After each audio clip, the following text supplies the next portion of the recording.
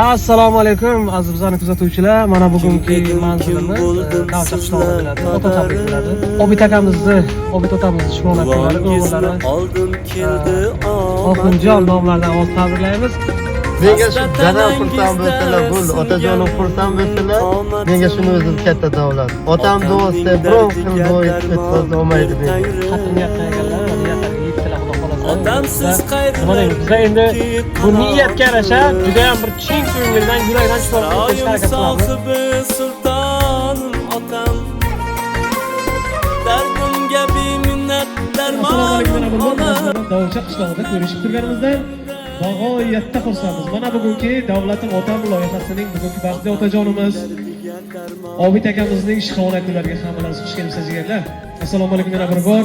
Amaki tavallud topgan kuningiz muborak bo'lsin. Kutgandingizmi, kutmagandingizmi shunaqa yashab bo'lishini amaki? Bilganingiz yo'q, ha? Bilasizmi biz kimning nomidan tashrif buyurdik?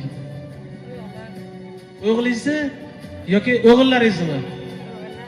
O'g'illaringiz, ha, farzandlaringiz nomlarida. Albatta mana shu faizli xonadoningizga ikkala pahlavondan o'g'lingiz va ikkala keliningiz va nabiralaringiz nomidan tashrif buyurgan. Albatta, lekin mana shu ishlarni yelib, yugurib tashkil qilgan o'g'lingiz Oxun akam nomlaridan. Oxunjon bizlarga telefon qilgan vaqtda aytdilarki, "Meni dadajonimni, uyimni ustunini, suyangan tog'imni shukrona kunlari" dedilar.